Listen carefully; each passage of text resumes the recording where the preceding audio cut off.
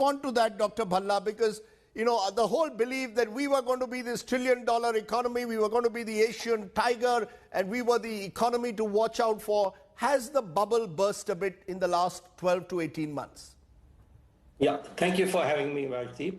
On India's growth rate, everybody has an estimate. Everybody's allowed to have an estimate. But here at the fund, the World Economic Outlook, which is considered the gold standard for forecasts of growth. And what we have in the WEO, which was released in April of this year, that India has first, in terms of 2020-21, the previous estimate was minus 10%, and now it is likely to be somewhere around minus 7%.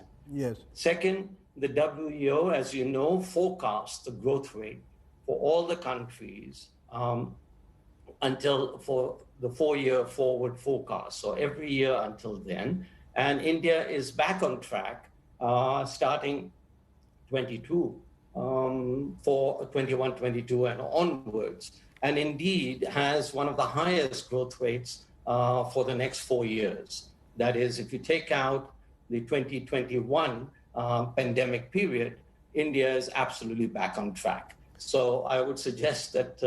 you're saying India is back on track. Just to understand, you're saying India is back on track. You look at, in fact, the neighborhood as well.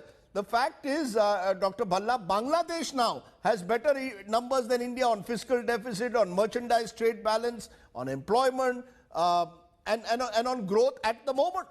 I mean, Bangladesh seems to have handled the pandemic better than us. I mean, there could be an argument. There are two separate issues you're talking about. One is the pandemic, and the second is the growth performance of Bangladesh.